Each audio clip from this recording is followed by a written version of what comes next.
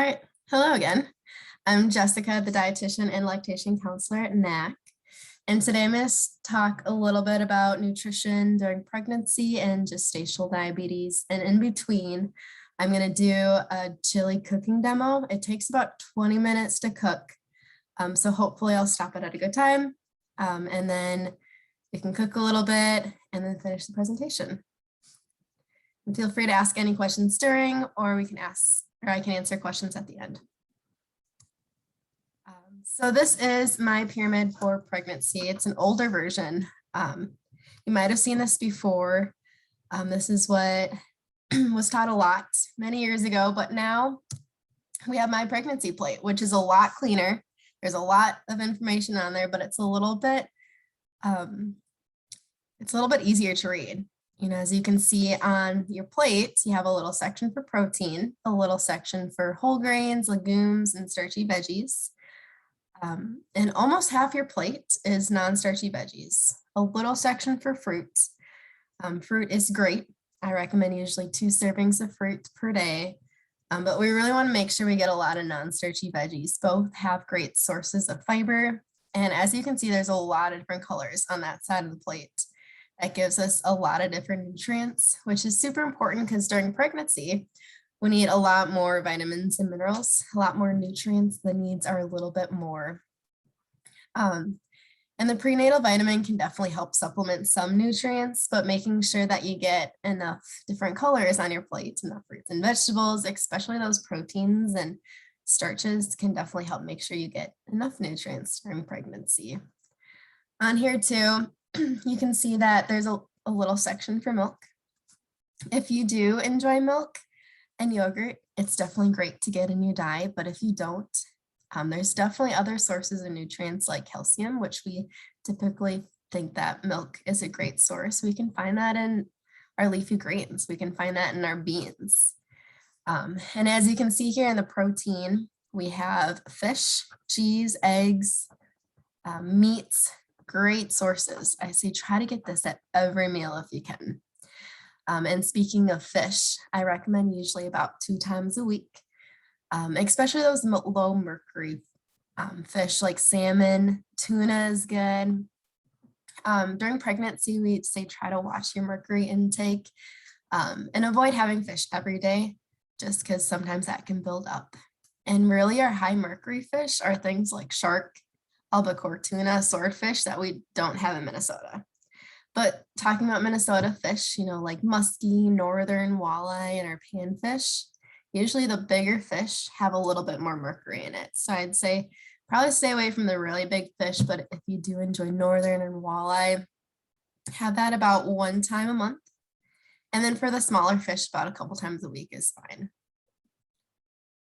And so for our whole grains and legumes, you can see there's squash here, rice, breads, tortillas, corn, beans. These are all great. Carbohydrates like these give us energy. Protein makes us full and fat makes us full. You can see over here we have our olive oil, canola oil, avocado, and then fish. Those are great healthy fats that we need.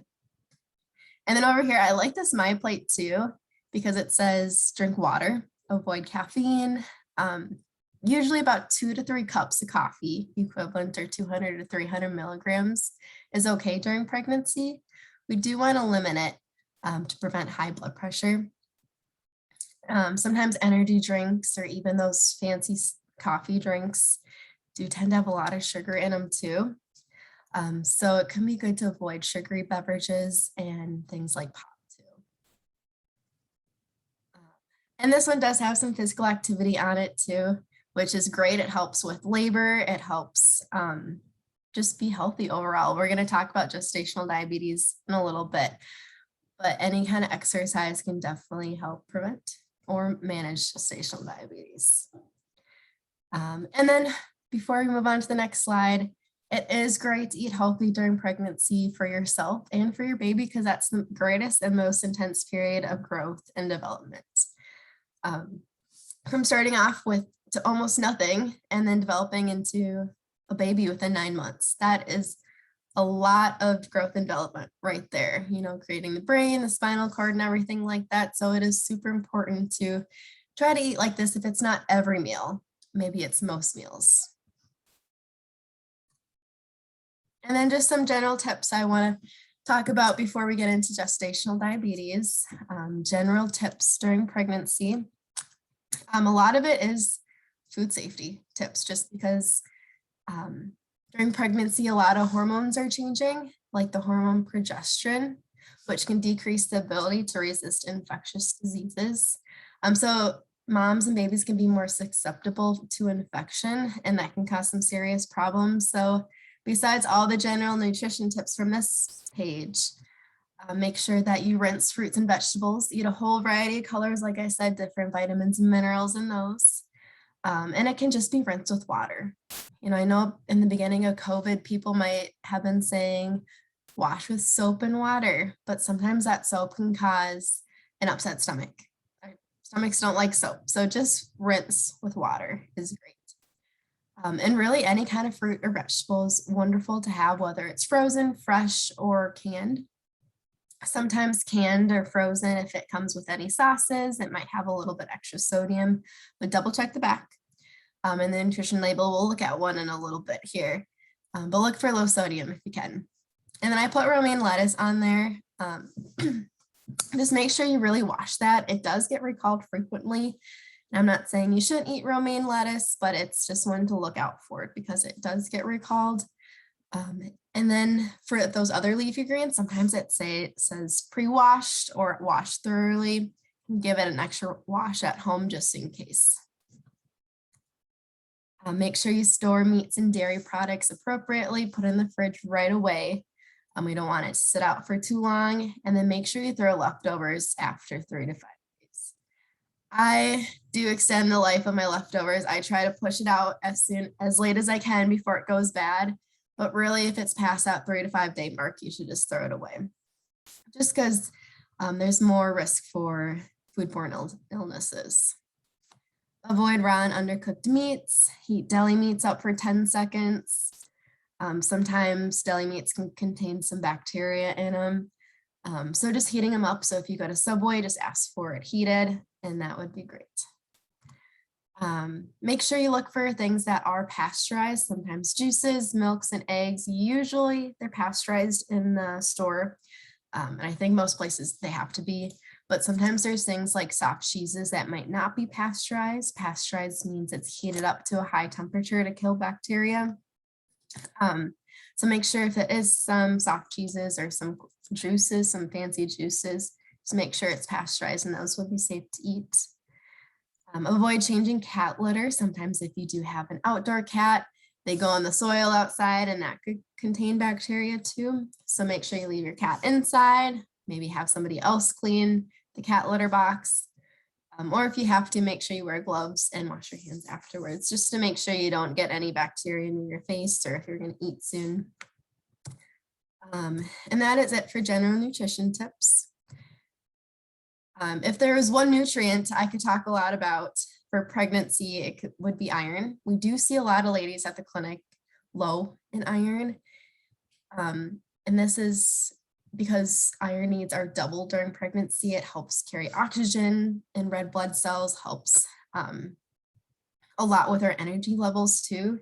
And especially during the 3rd trimester, our body pushes a lot of iron stores to the baby, right? About 28 to 30-ish weeks, maybe closer to 30. And so we definitely need a lot of iron during pregnancy. And it's really great because a lot of the WIC foods do contain a lot of iron in them. That's why they're on there. And I say usually eat about 2 to 3 sources per day. Meats have a lot of iron. Red beef has a lot. Enriched grains like your breads and cereals, peanut butter, beans, leafy greens, and eggs. And if you do have a non-meat product, so something like bread, peanut butter, beans, make sure you have a vitamin C source to make sure you get a lot of the iron. It helps absorb our iron. Some vitamin C sources are things like bell peppers, strawberries, oranges, lemons or limes, broccoli, and cantaloupe. And sometimes we do recommend an iron supplement. and that may cause constipation in some people. So with that, I definitely do recommend making sure you have a lot of good fiber sources. So things like oats, fruits and vegetables, and exercise can definitely help get your body moving along, drinking lots of water whenever you do increase fiber sources. And if you do have a supplement, make sure you talk to your doctor about it, or a dietitian too. They can help make sure that you get enough iron in your diet. All right, before I move into gestational diabetes, does anybody have any questions about this? We can always do questions later too, but I just want to make sure we can pause.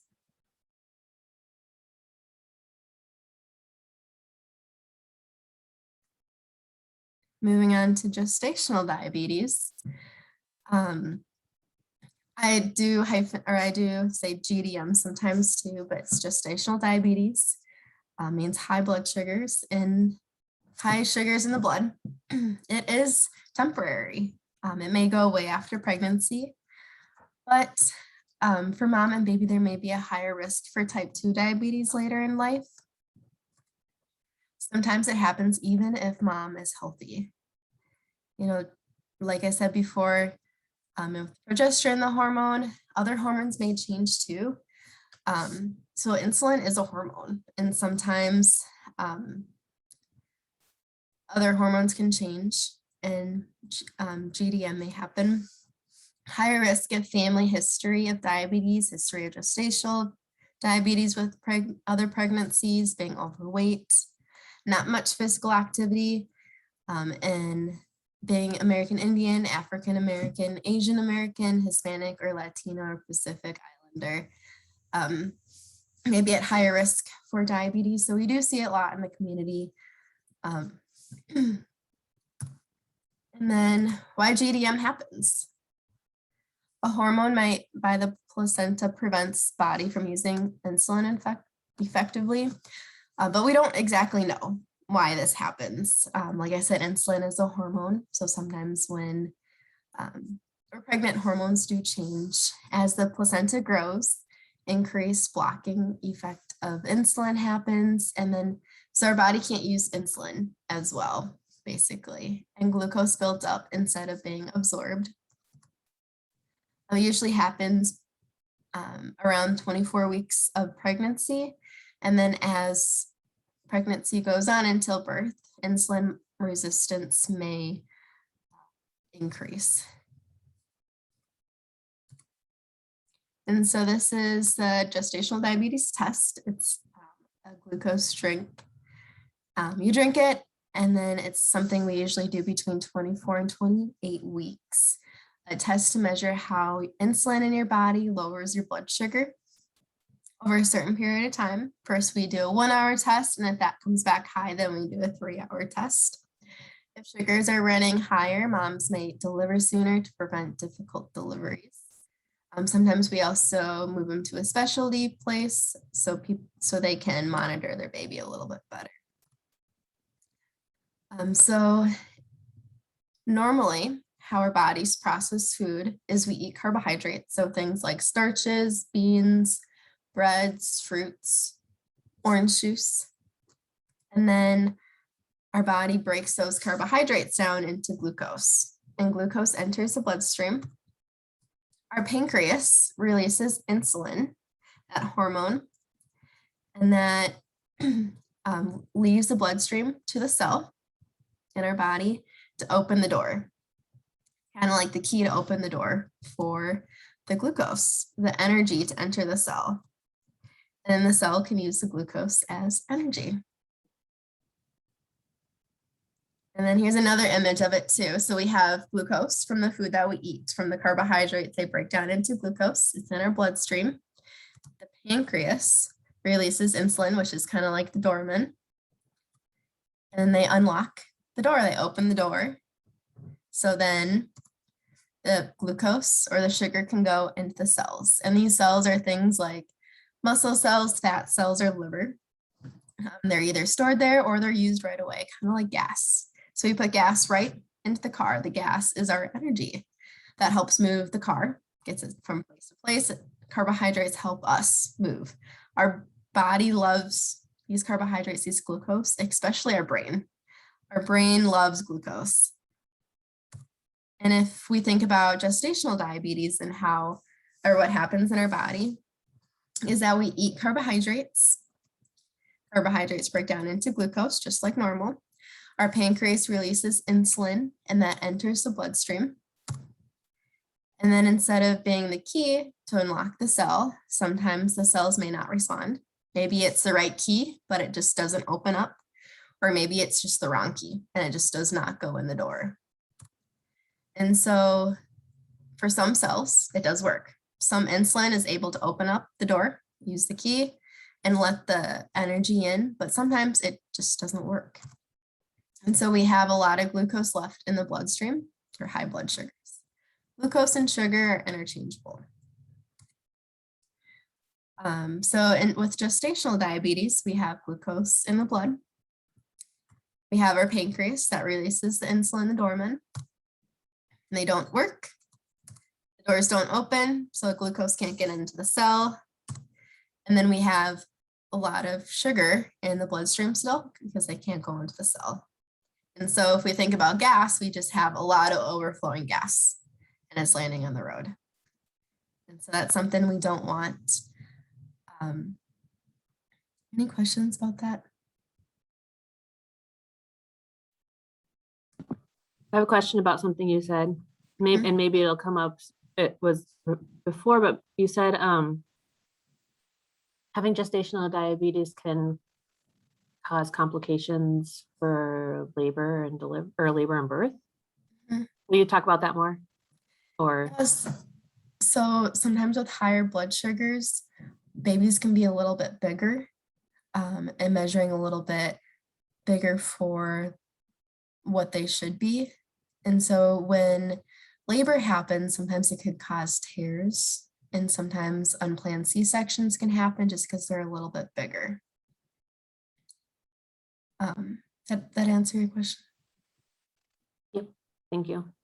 Thanks.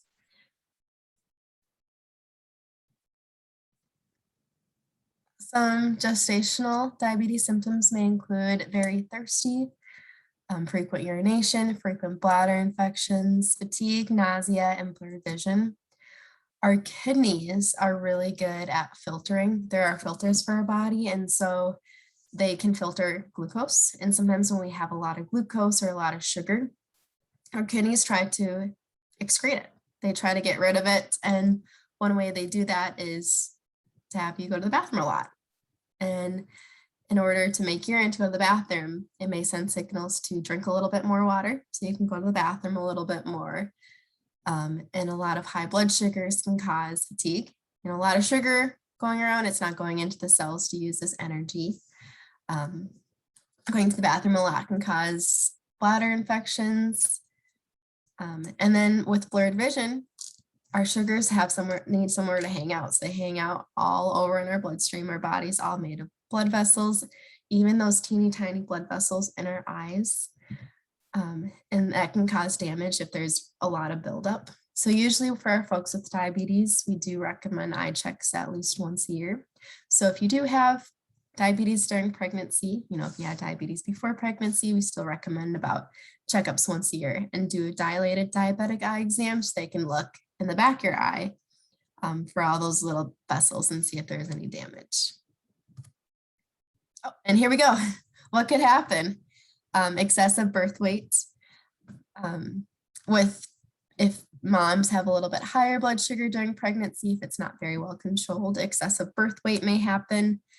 Birth injuries or C-section delivery, early birth, because we're watching their birth weight and their measurements for age. Breathing difficulties, low blood sugar. Sometimes if moms are running around with higher blood sugar and they give birth, the babies aren't surrounded by that high blood sugar anymore, so they can develop low blood sugars, which may cause seizures.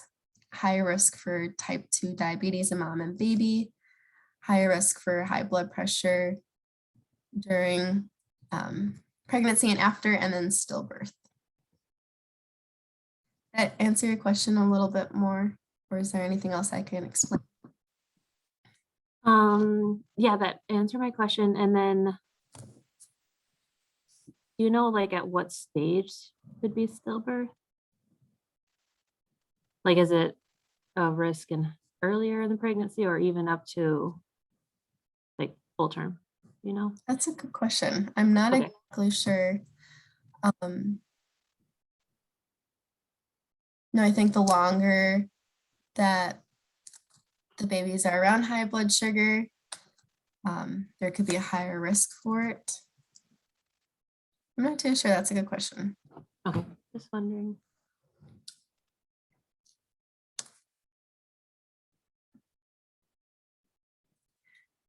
And then medications and blood sugar testing. Your provider may ask you to check your blood sugars if you do have gestational diabetes, and checking multiple times throughout the day. Testing blood sugar helps us know how well the body's own insulin is working to bring down blood sugars. And if there's a medication that's required, like insulin, it can tell us if it's doing it too much or too little. If there's higher blood sugars, your provider may recommend starting a medication like insulin. It's the preferred and maybe the best medication for women with gestational diabetes because it doesn't cross into the placenta. What we do sometimes at NACC is just see how it goes for a week.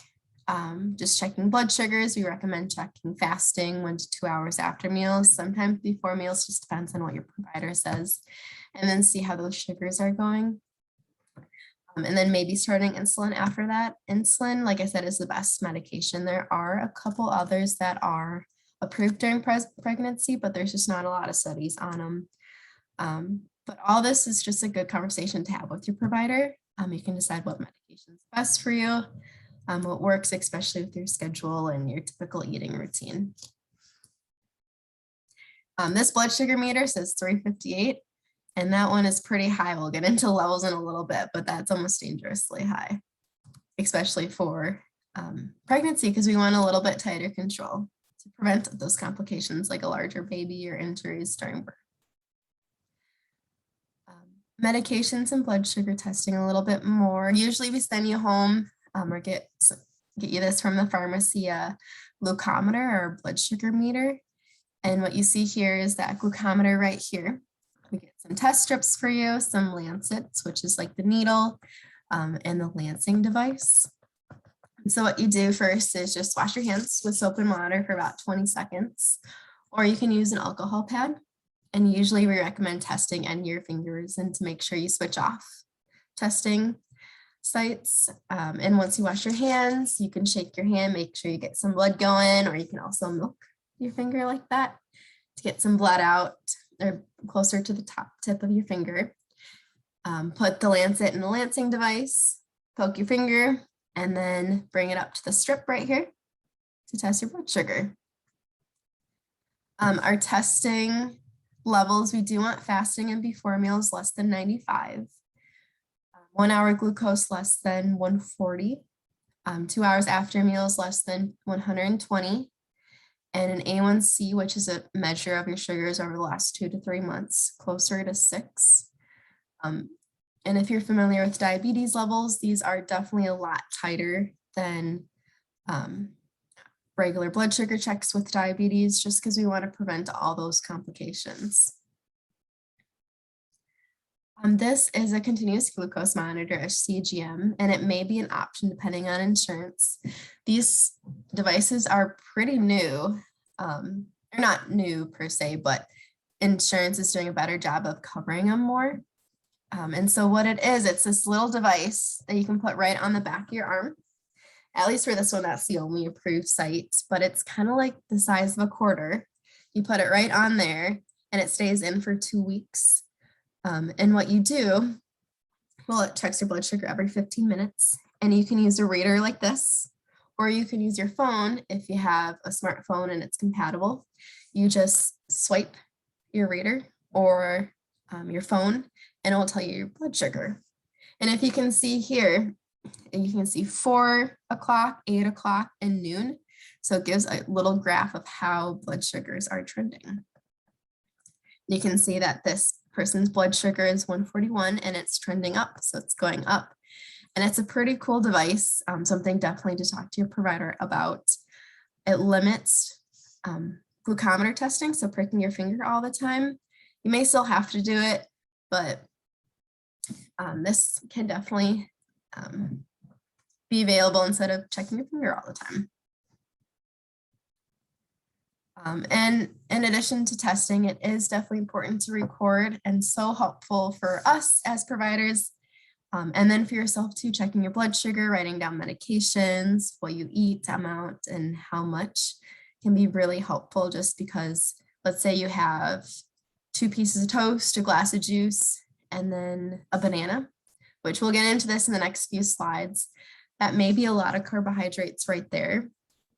And so maybe that brings your sugar up a little bit higher an hour or 2 after breakfast. So maybe the next day you have 1 slice of toast, skip the juice, maybe have that banana. And then your sugars might look a little bit better. So it's helpful for people with gestational diabetes, and it's helpful for us just to see how sugars are trending, what you're eating, and things like that. So next I have starting the cooking demo. I'm going to exit out of this. It's about 1:48. I do have a little bit more left with carbohydrates, so maybe we could talk at the same time while we're doing the demo. Let's see how it goes. I'm going to pause. All right. I'm going to start recording now.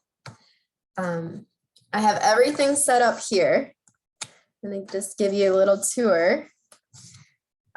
We're making a quick chili. I have all my spices out, all my ingredients out, because it should be pretty quick. What I'm first going to start off doing over here, if there's room by my stove, set this down. I have my pot out.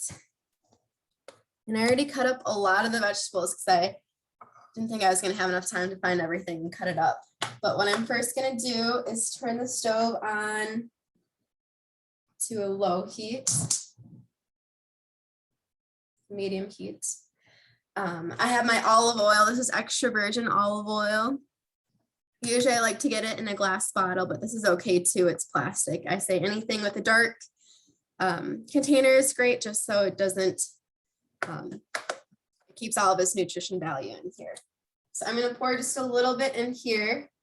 Let me know if you can't hear me or anything. Maybe a little bit more. And the recipe calls for a whole onion diced. I already diced it before. I'm just using half right here, which I think it's a lot of onion, but if you're a big onion fan, you can use the whole onion. And I just diced it up. I have this over here just to show you, if you can see it. I just kind of dice it up just like this into small pieces. Oops. And then when I have the slices like that, just kind of cut it up just, it's nice. It's a white cutting board and a yellow onion, but I'll show you what I just did here. Just cut them up into small pieces like that. I'll probably use this for a later dish. It's nice to have cut up vegetables like this. So if it's the morning time or something like that, if I'm making eggs, I can just throw some already diced onions in there if I don't have a lot of time in the morning. So I'm just going to put that in there.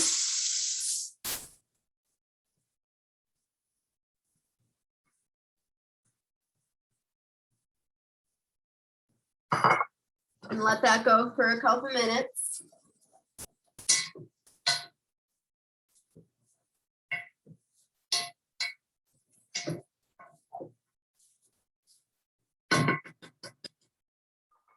And then this recipe was actually a chili recipe, but I'm going to use ground turkey just to make it a little bit healthier. Usually for red meats, I say about 2 times a week is just fine. But I saw this in the store and I thought I'll just get some ground turkey instead of some ground beef. So I'm going to cut this open.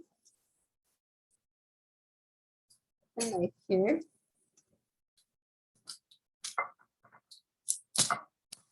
Turkey it's a little bit leaner than beef, but it still has some great protein.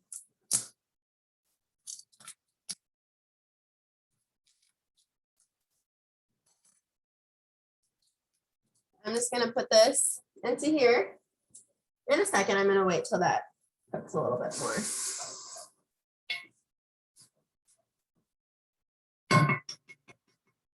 And just for food safety, I kind of touched a little bit of this, so I'm gonna make sure I wash my hands right after.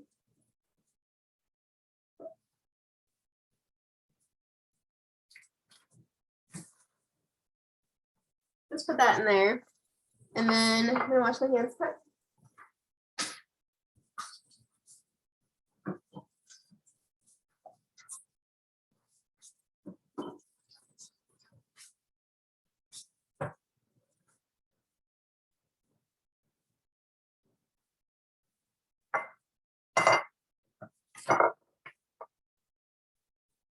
Right. I'm gonna break this apart.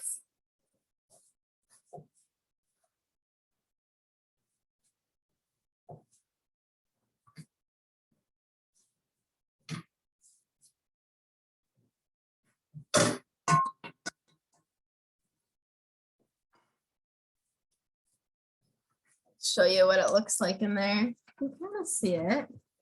Not really. The meat in there. And I want to show you what I have ready over here.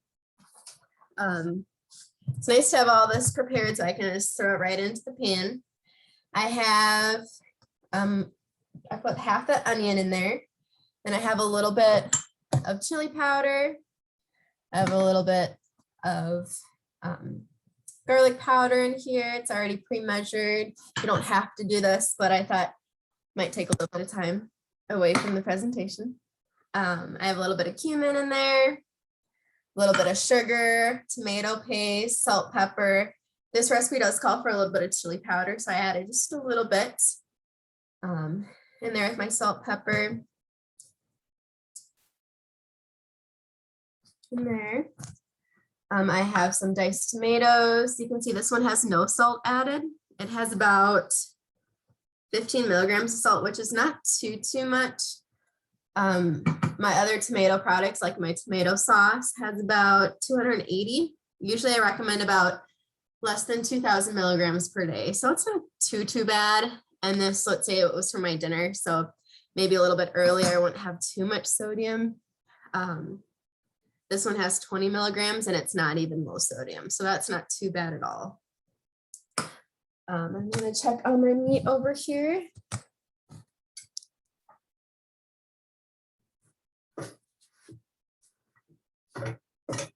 Just gonna cook it until it's brown.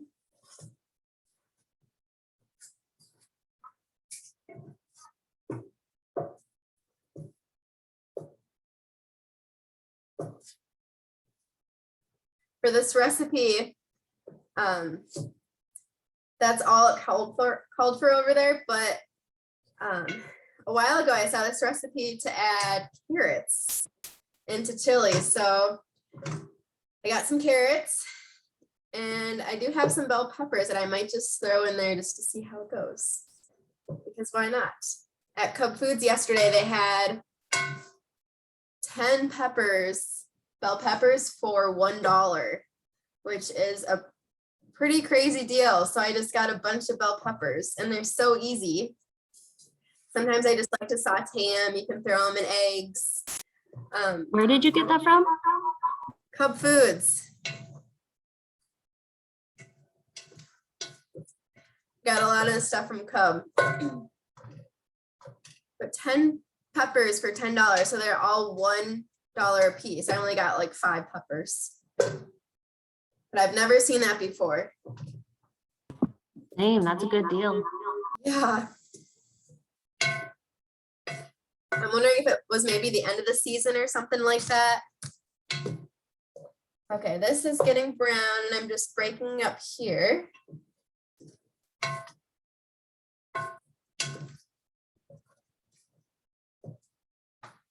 Just turn the heat on just a little bit higher.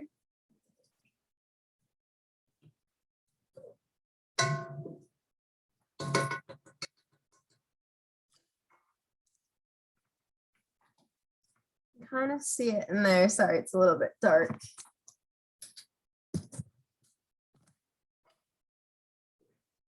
Just browning it. It looks like it's getting there.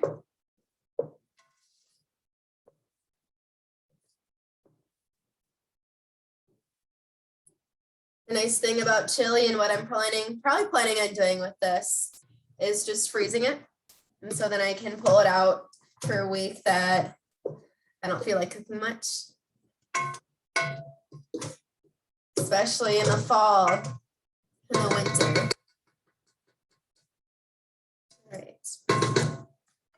So I also forgot to show you my beans. Reduced sodium, about 135 milligrams. Beans are carbohydrates too. But in my meal here, we're going to get into carbohydrate counting in a second too. But this is really my only carbohydrates.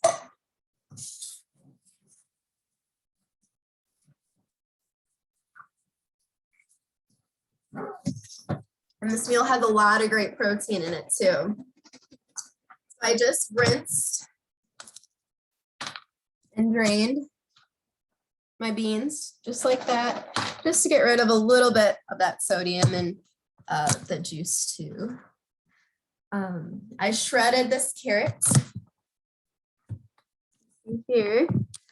I didn't peel it, so it's a little bit darker, but it just goes right into the chili, and the chili is already dark. I washed my carrots. I got these long ones, and then really I just grated it just like this. And it took a few minutes, but it was pretty simple. And that's a lot of shredded carrot there. I don't know if I'll put in the whole thing, but we'll see. And then here are my peppers. We'll see how this turns out, but a little bit extra vitamin C in here. I just chopped them into little pieces like that. And this could be something good and easy to have too, just in the mornings. If I make an omelet, I can just throw that in there and it will be easy. All right, let's check back on this. That looks good. Just gonna continue breaking it up a little bit more.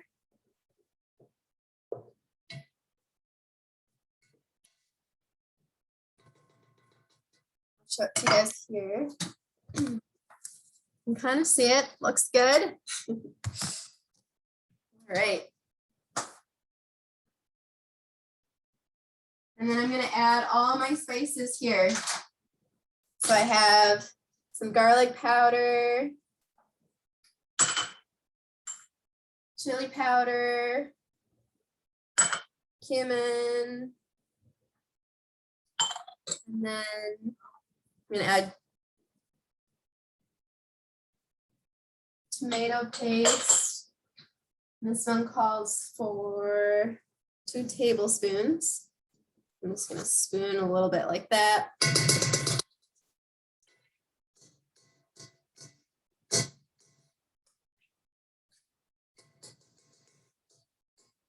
There we go. And this one does call for sugar too, so it's not too much. It's 2 tablespoons, but it gets poured into all this chili, so it's really dispersed in there. As for carbohydrate counting, once we get into it, that's something that can help manage blood sugars and control blood sugars, so we don't see a lot of high blood sugars. When we talk about mixed foods, we know beans are about 1/3 cup per 15 grams. A tablespoon of sugar might be about 15 grams, but like I said, it's really dispersed in this whole chili. So maybe I'd say, just like maybe 1 cup is 1 carb serving, maybe 15 grams is 1/2 cup is 15 grams. We'll get into it in a little bit. Let's see what else. Add my salt and pepper. Mix it up a little bit more.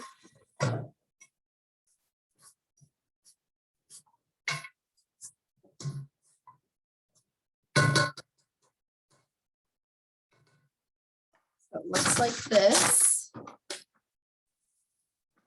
little bit darker now. And then I add in my broth. About 1.5 cups. I just get this broth. Again, I get unsalted. And everything, like I said, it's about balance. Maybe up next time I'll get not the unsalted beef broth. This one does have a little bit more salt than other products, but it's all balanced. Measure that.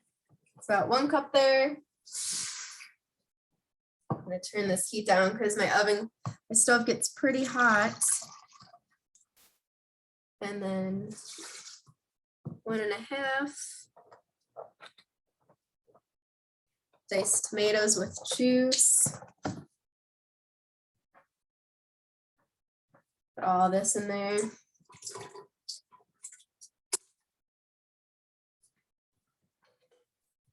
And then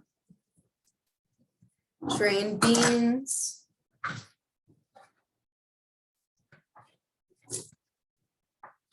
Tomato sauce. Put that in there. Stir this.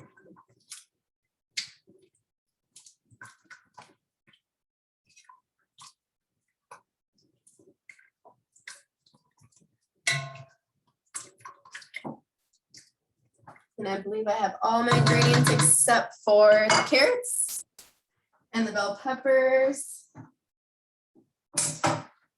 Some people say that this is a good way to put a little bit of extra vegetables, you know, if you have kids with picky eaters. And sometimes it can work, but sometimes if you hide vegetables in like this and they find out, they may not eat this food.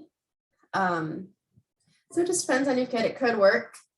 Or if you have a partner that doesn't really eat too many vegetables, you can hide it in the chili like this if they really like chili. So I'm curious to see what will happen with this. My fiance will like it or not. But I added just a little bit, not too much. And then I'm gonna add just all these peppers because I know he really likes peppers. We'll see how that goes. And then I'm gonna mix it, bring it down to a low boil. Show you guys what it looks like.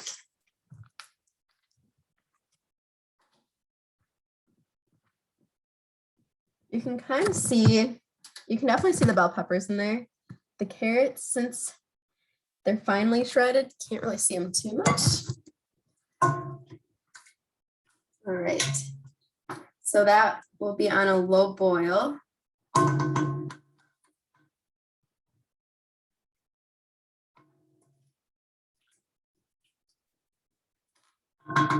Uncovered for 20 to 25 minutes.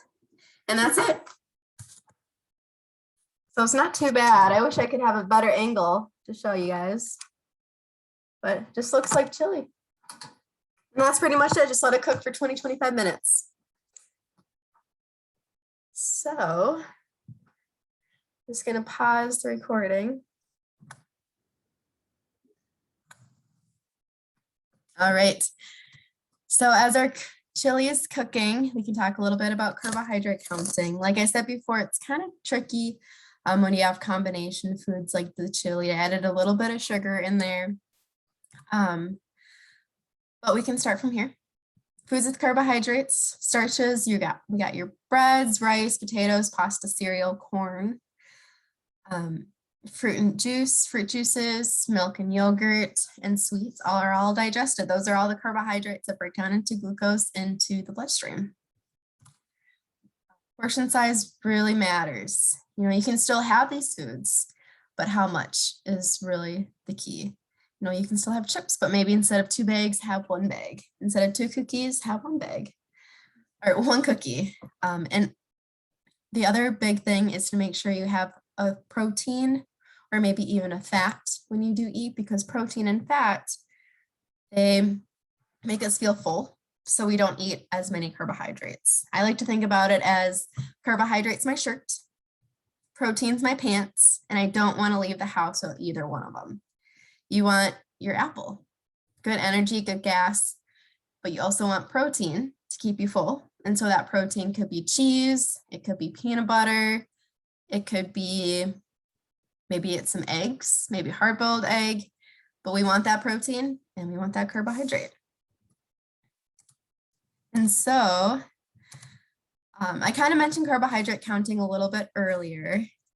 We want to make sure you have enough carbohydrate countings, but not too many carbohydrates. We want enough gas, but we don't want the gas to overflow. And then we got to clean it up.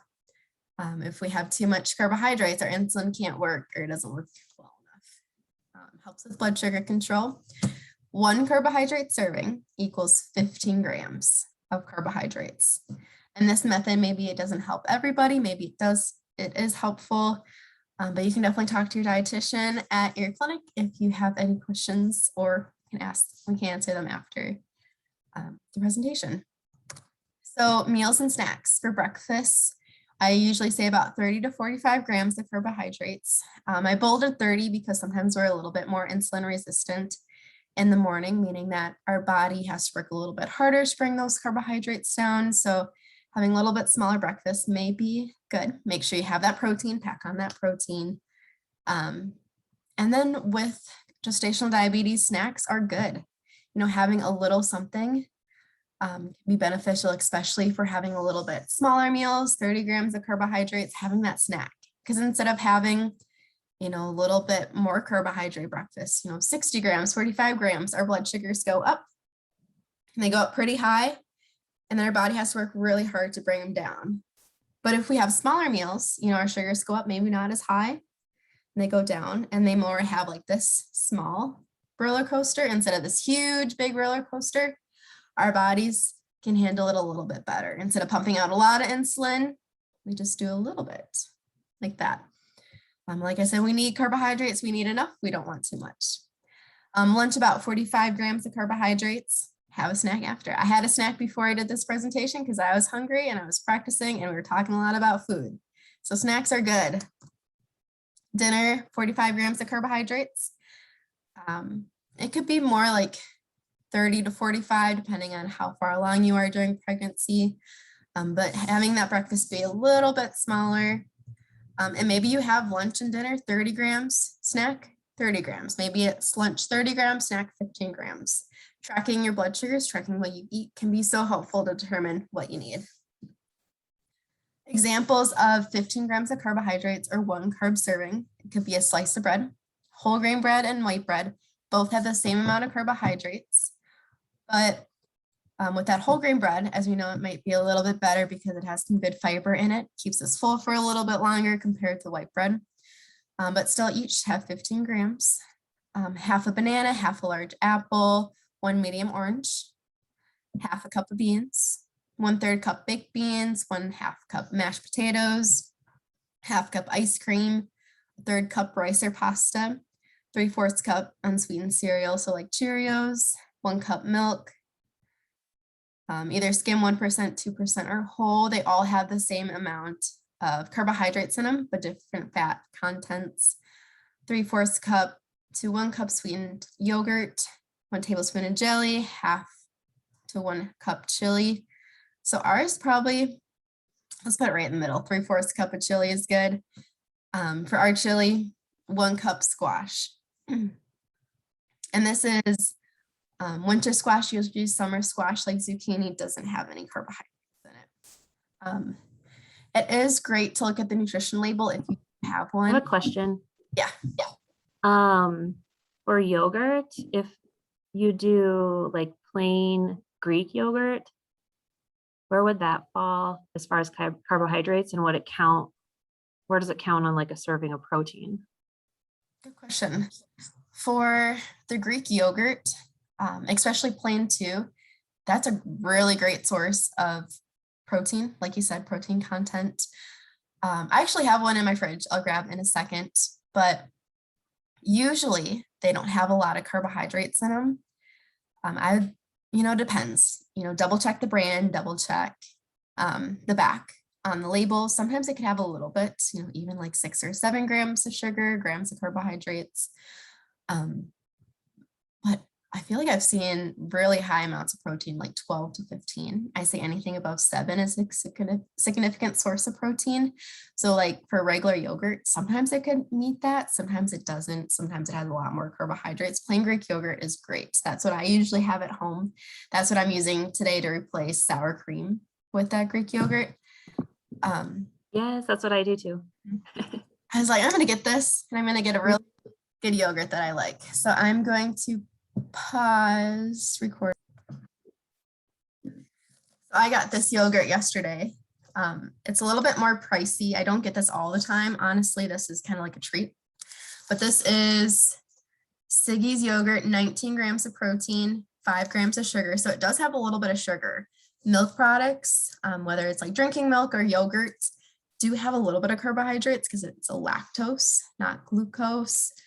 But cheese doesn't have any glucose in it, or lactose. It doesn't have a lot of carbohydrates in it, if any at all.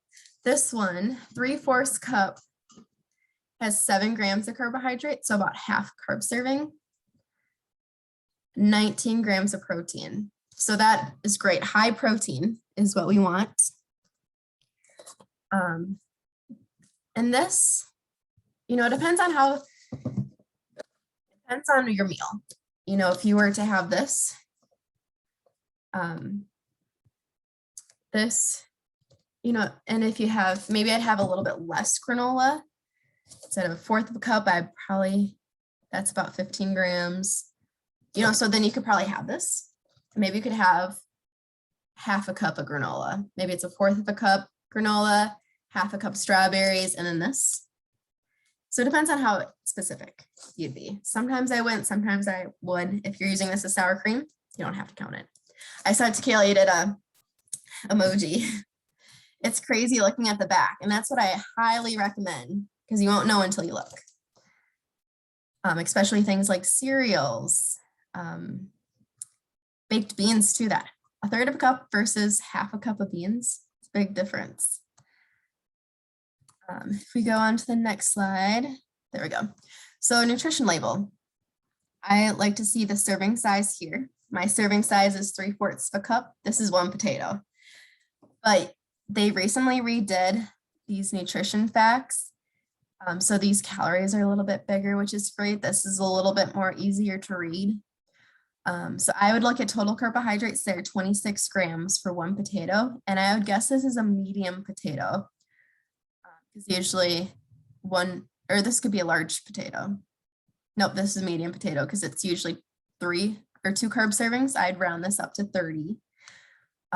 Fiber, sugars, added sugars are great to look at. But when we're carbohydrate counting, this is what we look at.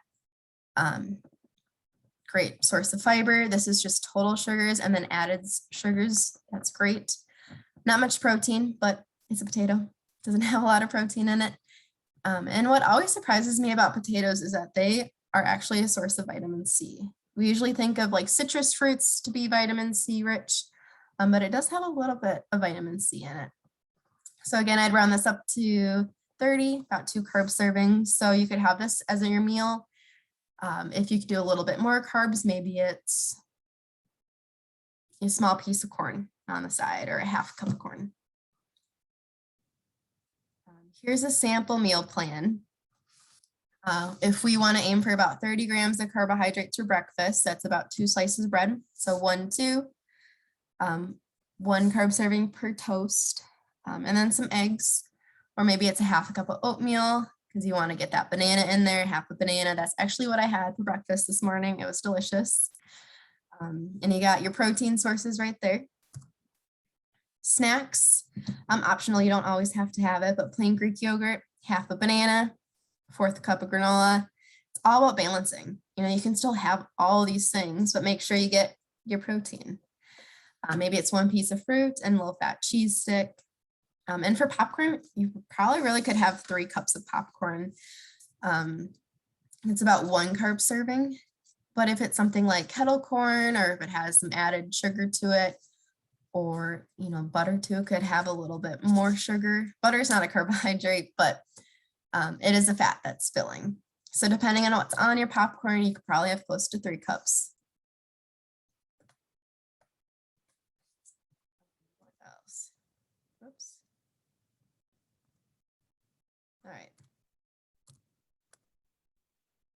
It's not going forward for me. There we go. Dinner, a cup of chili, a slice of garlic bread. And I actually bought some cornbread that can be used for chili too. One slice, it's pretty big, it's a thick slice, that's about 2 carb servings, so 30 grams. What I would probably do is just cut it in half, so 15 grams, plus your cup of chili and non-starchy veggies. And depending on what your blood sugar is, maybe next time you could do a whole slice of cornbread. Half cup of rice, half cup of beans, non-starchy veggies. And one thing I just thought of is you could get those packs, like chili seasoning packets, and then look right on that nutrition label to see if there's any sugar in them. But if there's not, you could just count the beans. And it's hard, you know, using the measuring cup because there's also ground meat in there too. But maybe closer to 1 cup's okay. And that's what I definitely recommend when you're measuring things like pasta, when you're measuring things like rice. If you can, use a measuring cup, because sometimes our eyes are bigger than our stomachs, not only because we think we're more hungry, but just measuring wise, you know, it's hard to tell sometimes. So using a measuring cup can definitely be helpful. Anyways, for snacks, you know, ice cream, half a cup, probably closer to half a cup, 1 to 2 cookies, 6 to 10 crackers and cheese. Make sure you have that protein source. And you might notice that sweets around here. You know, we're going to have those cravings sometimes, and that's okay. But just make sure they're in good portion sizes.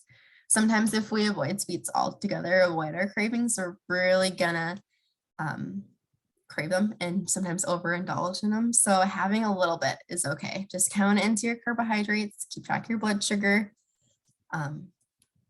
And if you really have any problems, you can talk to your doctor or dietitian to see if there's any substitutions. And I just listed all these other foods here because these are our non-starchy veggies that don't have carbohydrates or very little carbohydrates. And then we have meats and fats that have make us feel full, which is great to add to our carbohydrates. And I just want to mention, if you have something like fried green beans or chicken nuggets, those have carbohydrates on them, so they would count. Doesn't mean you can't have them, but just means that you got to be careful if you do add anything else on your plates that are carbohydrates. And then here's another good picture of my plate. Now you have half your plate full of non-starchy veggies, and this could be a good idea with gestational diabetes, just to limit your carbohydrates, keeping it to about 1 cup if this is pasta. You can also use your fist to measure, but again, depending on how big your fist is, how small your fist is, it could be a good idea just to use a measuring cup for a little bit. A quarter your plate full of protein, and then a little bit of fresh fruit. You know, like I said, getting fruit in 2 times a day is great. So maybe you get it in at dinner. Maybe this is a little bit smaller right here. Milk's a carbohydrate too. Like I said, it has lactose in it. And so about 1 cup is 1 carb serving. And then here's some more examples. I'd like to point this out because it looks like a lot of pasta on here. So that's where the measuring cup can come in handy. Plus there's that apple right on the side too. So that's an additional carbohydrate.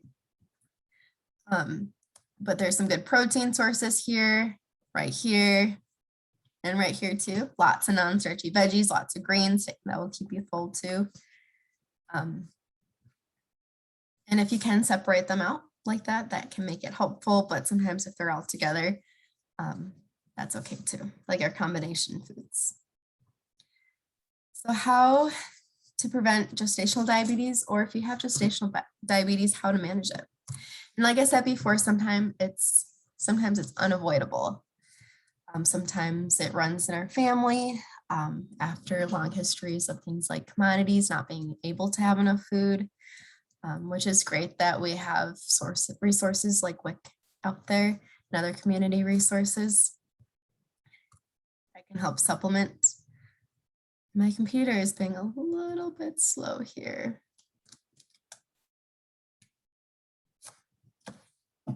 There we go. Eating regular meals and snacks can be really helpful. I like to say consistent carbohydrates. So kind of having like those smaller meals, smaller rises in blood sugar, the little baby roller coasters instead of the big giant valley fair roller coasters. Switch to unsweetened beverages if you can. We just had somebody at the clinic who was diagnosed with gestational diabetes last week. She started tracking her sugars, tracking what she was eating. She used to drink 3 or at least 1 Dr. Pepper during the day.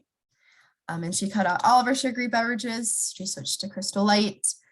She has a few sips of Powerade at her meals, but all of her sugars look great. And she thinks it was just because of switching her beverages from Dr. Pepper to sugar-free. And then exercise really helped her too, which was great because that exercise uses energy. It uses your sugar and it brings down your sugar. And so we do see that a lot with our patients with diabetes, not including pregnancy, that switching from, regular pop to diet pop, or maybe it's cutting back from 5 cans of pop to 1 or 2 cans of pop per day. We really see a great improvement in blood sugars because those sugary beverages really do add up. This is being really slow again. I'm sorry. There we go. So drink lots of water instead of that unsweetened beverages, or instead of sweetened beverages, because that can bring down your sugars again. Being active, whether it's just walking around your house, whether it's cleaning your house, taking care of little ones, that's all exercise. Just avoid long periods of time sitting down. Keep moving is so important. Tracking your medications, your food intake, blood sugars, and then meet with a certified diabetes educator or a dietitian for help.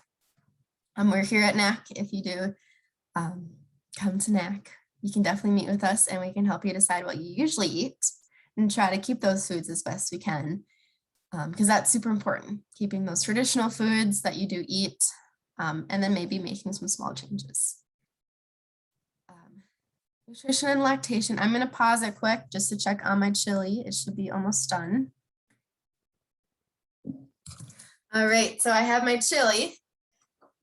It's been cooking for about 20 minutes and it looks really great. I don't know if you can see it.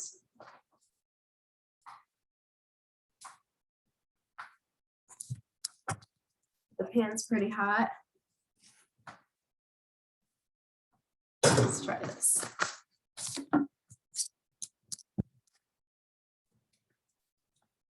You can hardly see the carrots there. The bell peppers look like tomatoes. That looks delicious. Yeah, very easy. In 20 minutes. Not bad at all. And so I do have some cornbread over here. Just picked up from Cub Foods. You can make it yourself too if you want. But this one has 26 grams of carbohydrates for 1 slice. So if I have a cup of chili, that could be close to 15 grams. Maybe I'll have a whole piece or maybe I'll have a half a piece depending on what my sugars are looking like. You can also top it with green onion, some cheese, great source of calcium, a little bit of protein in there. If you have high cholesterol, I would probably recommend doing low-fat cheese, but regular cheese is okay too. Just sprinkle some on top of there. And then the other thing that I'd put on there is my Greek yogurt instead of sour cream. Just a little bit can make it great. So I'll probably eat this for lunch or maybe I'll freeze it. We'll see. I'll briefly go through lactation and nutrition, and then we'll be done. I'll start sharing my screen again.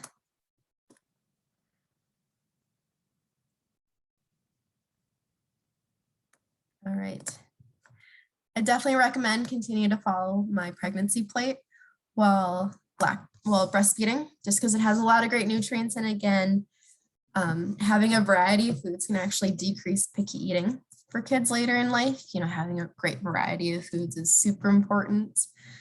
And I like my pregnancy plate. I think it's pretty similar to my plate. If you've seen it before, it's about, maybe a little bit smaller for those veggies, a little bit more fruit, but keeping fruit, to 2 times a day is great still.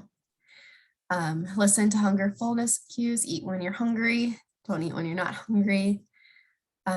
We need about 450 to 500 extra calories while breastfeeding, but it's about the same during the third trimester. So there's probably not much to change, but keep drinking lots of fluids and checking the color of your pee can check if you are well hydrated or not.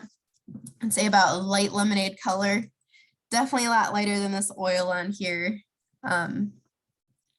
Thinking about that light lemonade color and not a clear color, because that could mean that your body is releasing too many nutrients. Continue to limit caffeine, about 2 to 3 cups per day. And then for vitamin D, talk to your doctor.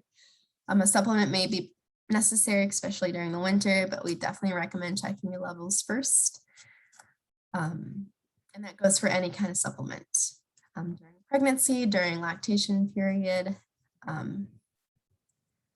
But continue eating lots and lots of foods. Again, that can decrease picky eating, and lots of fluids, making sure you have at least 3 servings of veggies per day, at least 2 servings of fruit, protein at your meals, 2 servings of fish per week. And that is all. I see I'm frozen. I'm going to stop this recording here if you can hear me. I'm trying to.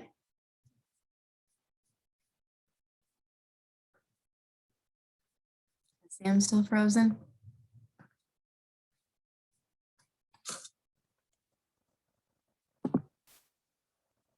There, you're back. Okay. I thought my computer was going to die for a second. It dies pretty quick.